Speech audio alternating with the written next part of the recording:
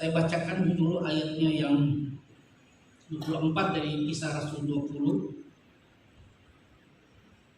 Ya, tidak hanya teks di sini Paulus mengatakan finishing well-nya, tetapi juga di 2 Timotius pasal 4 24 Kisah Rasul 20. Tetapi aku, Paulus ya, tidak menghiraukan nyawaku sedikit pun, asal saja aku dapat mencapai garis akhir dan menyelesaikan pelayanan yang ditugaskan oleh Tuhan Yesus kepadaku untuk memberi kesaksian tentang Injil kasih karunia Allah. Ya, supaya lebih jelas juga Paulus ya dalam 1-2 Petrus 4 ya, ayat 6-7-8. Mengenai diriku, kata Rasul Paulus, darahku sudah mulai dicurahkan sebagai persembahan dan saat kematianku sudah dekat. Aku telah mengakhiri pertandingan yang baik. Aku telah mencapai garis akhir dan aku telah memelihara iman. Sekarang telah tersedia bagiku mahkota kebenaran yang akan dikaruniakan padaku oleh Tuhan, Hakim yang adil pada harinya. Tetapi bukan hanya kepadaku, ini pengharapan bagi kita juga, melainkan juga kepada semua orang yang memberikan kedatangannya. Saudara sekalian, finishing well berbeda sekali dengan finishing well dunia dalam kekristenan. Sangat kontradiksi, sangat paradoks. Finishing well dalam iman Kristen, dalam misi Tuhan di dunia adalah penjara, adalah kematian, adalah penderitaan.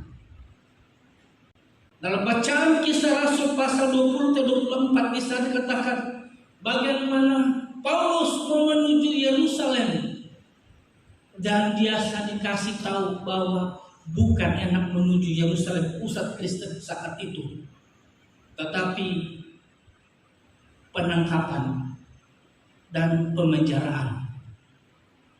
Tetapi dia harus taat, dia harus rela, karena itu dikatakan Tuhan langsung kepada dia dan dia harus menuju.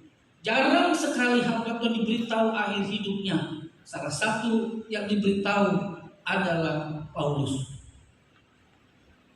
Dari bacaan kita tadi bahwa finishing well pelayanan misi penugasan Tuhan Yesus kepada Paulus adalah pemenjaraan, adalah penangkapan.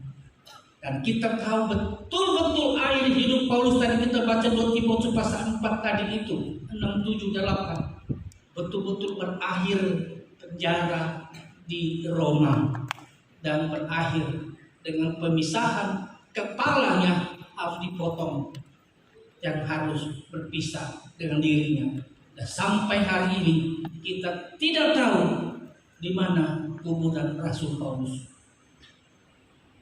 Petrus yang pemimpin gereja awal-awalnya juga, finishing well-nya juga, ketika masih diselamatkan oleh muridnya keluar kota Roma, tetapi di border Roma dan negara yang lain, Tuhan Yesus sedang menuju dalam penglihatannya menuju ke kota Roma, dan akhirnya waktu berjumpa Petrus dan Tuhan Yesus di pinggir border batasan Roma dan negara-negara bagian yang lain, Yesus sedang memanggul salib dan kaget si Petrus. Akhirnya dia bersembah sujud Petrus dan berkata, "Quo vadis Domini?" Dan bersembah sujud kepada Yesus dalam penglihatannya dan berkata, "Quo vadis Domini?" Dan air mata Yesus berkata, "Aku mau ke Roma untuk disalibkan kembali." Dan menangis si Petrus dan pulang ke Roma, ditangkap dan disalibkan dengan berbalik kepala. Kita Protestan terlalu kurang belajar latar belakang sejarah. Kita Protestan harus membuang tradisi yang benar, yang harus mengungkapkan isi hati Tuhan, mengakhiri setiap Allah banyak dengan suatu perbedaan dengan dunia. Paulus mati dengan dipenggal leher. Petrus mati dengan disalib terbalik. Sesudahnya saya menerima panggilan Tuhan dan tahu mengenai tahta Tuhan dan melayani Tuhan di dalam kebenaran, pada merasa dia sudah benar melayani Tuhan sebelumnya. Tapi sebelum melihat Tuhan duduk di tahta, ia pikir sudah melayani, ternyata belum melayani. Dan ketika dia melihat Tuhan dan dikuduskan Yesaya, dia bertobat, berkhotbah tentang Taurat, tentang firman Tuhan, dan akhirnya ditangkap Raja Manase, dan akhirnya Raja Manase memasukkan dalam kayu, diikat dan digergaji. Siapa mau digergaji? Siapa mau disalibkan kepala terbalik? Siapa mau dipenggal lehernya? Yohanes Pembaptis sebagai pendahulu Yesus, dia harus mati di tangan wanita durjana. Kepala tiba harus ada di baskom. Baik kepada mahasiswa pulang maupun kepada yang baru mau diutus, jangan lupa Matius 11, Matius 10 ayat 16, bahwa pengutusan surga, pengutusan Yesus adalah pengutusan untuk pergi mati. Pengutusan surga, pengutusan Bapa mengutus anaknya Yesus Kristus untuk mati di atas kayu salib. Pengutusan Yesus pada murid-muridnya adalah pengutusan untuk mati. Dan pengutusan Kristus, pengutusan Alkitab adalah pengutusan yang tidak berperi kemanusiaan. Pengutusan Kristus, pengutus Tuhan adalah pengutusan yang tidak berperi kebinatangan. Karena lihat, kata Yesus, aku mengutus kamu ke tengah seperti domba di tengah-tengah serigala. Memang di sana dikatakan, hendaklah engkau cerdik seperti ular dan tulus seperti merpati. Kalau ada hamba Tuhan hari ini mencari enak menjadi hamba Tuhan, lebih baik kau keluar, karena tidak ada pengutusan enak. Kalau ada mahasiswa hari ini menantikan pengutusan, kalau Allah mengutus yang enak dan nyaman, lebih baik tinggalkan, karena memang sangat berbeda. Pengutusan Kristus, pengutusan Yesus adalah pengutusan untuk pergi, untuk mati, domba di tengah serigala. Hanya pengutusan untuk dicabik-cabik, maka perlu, kata Yesus, engkau cerdik, engkau harus tulus. Dan kata lain, yang kau diutus harus tahu siapa mengutus. Kalau Tuhan punya kuasa di surga, di bumi, yang mengutus kau takut apa? Tapi matamu dan hatimu harus terus ke atas, supaya Tuhanlah yang dilihat orang. Ada satu tafsiran yang saya pikir mulai dia benar juga. Ketika singa sudah dikuasakan berhari-hari lamanya, udah kelaparan, setengah mati kelaparannya. Dan ketika Daniel, saya mau tahu, ketika Daniel dibuang ke dalam kandang singa, dalam buku tradisi Yahudi, singa yang sudah biasa dibuangkan daging untuk dimakan, waktu Daniel dibuang ke dalam kandang singa, waktu singa menerkam, singa pada mundur ke belakang, karena yang dilihat singa yang raksasa, besar sekali, dengan aungannya yang besar. Kalau maju ke singa kecil, aku telan, karena dibuang singa yang besar. Gak ada tafsiran bisa begitu, kan? Tapi coba lihat tafsirannya Yahudi, ada seperti itu.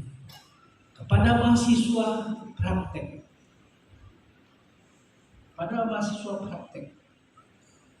kalau kau tidak tahu siapa yang mengutus, maka seperti yang sudah saja ini kembali, ada yang ditelan, ada yang dirobek, ada yang tidak kembali kampus.